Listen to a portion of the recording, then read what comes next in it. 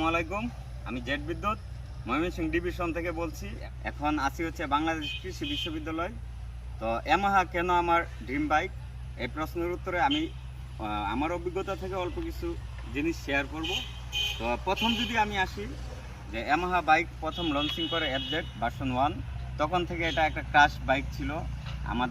আমরা যারা 90 দশকের, তখন থেকে এই বাইকটা আমরা ফলো করি। এমনকি খুবই ভালো লাগে বাইক, বিভিন্ন সময় বিভিন্ন সেগমেন্টে আসছে। সকল বাইকগুলাই আসলে খুবই লুকস এবং ডিজাইন এত ভালো। আর ফার্স্ট কথা যেটা আমাদের, এটা হচ্ছে যে বাইকের ব্যালেন্সিং, কন্ট্রোলিং এবং হচ্ছে ব্রেকিং। জায়গায় ট্যুর করেছি, কিন্তু এটার যে কন্ট্রোলিং পেয়েছি, এটা অমায়িক একটা কন্ট্রোলিং, আর ব্যালেন্সিংও খুব ভালো। আর সবচেয়ে ভালো কথা যেটা, এটা হচ্ছে যে কমফোর্ট। আমার সবগুলো বাইকে কমফোর্ট খুব ভালো। আর এখানে একটা কথা বলে রাখি, যে আমরা হচ্ছে কমিউটার সেগমেন্ট এবং হচ্ছে স্পোর্টস সেগমেন্ট, এটা কিন্তু গোলায় ফেলি, এই দুটা গোলানো যাবে না।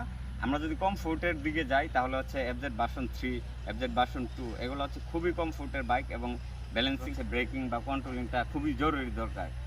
বন্ধুরা, আরেকটা কথা হচ্ছে যে ইয়ামাহা বাইকের পিলিয়ন সিট মোটামুটি সবগুলো বাইকে খুবই স্মুথ, খুব বসা যায়। আপনারা যদি ফ্যামিলি নিয়ে ঘুরেন, সেক্ষেত্রে পিলিয়ন সিট নিয়ে কোনো প্যারা নাই, অসুবিধা নাই।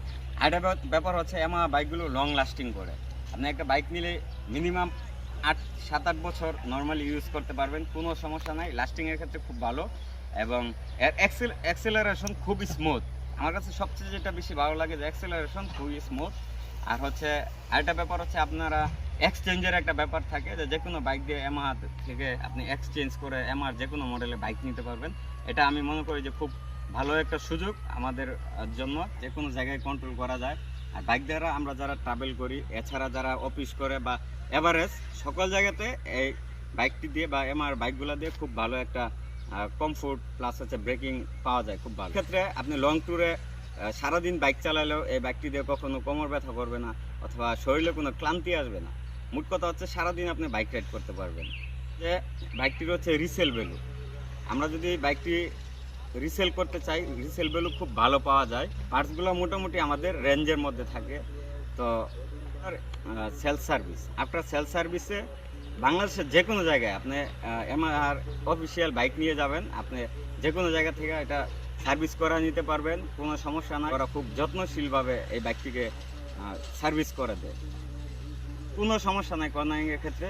যেহেতু চাকাগুলো হোয়াইট দেওয়া আছে, পিছনের চাকাটা বেশ হোয়াইট, এই জন্যে আপনি খুব ভালো একটা কর্নারিং করতে পারবেন।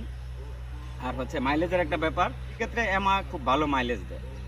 সকল বাইকগুলাই খুব ভালো একটা মাইলেজ দিয়ে থাকবে। আমাদের ব্যাপার হচ্ছে যে, আমি ইন্ডিয়াতে 250 CC FZ F250 CC segment চালিয়েছি, ওখানে ওই বাইকটি খুব ভালো পেয়েছি, খুব ভালো কমফোর্ট এবং মাইলেজও খুব ভালো পেয়েছি। তো এখন আমরা ওয়েট করতেছি হচ্ছে ফেজার 250-এর জন্য। তো ইয়ামাহা খুব ভালো একটি ব্র্যান্ড।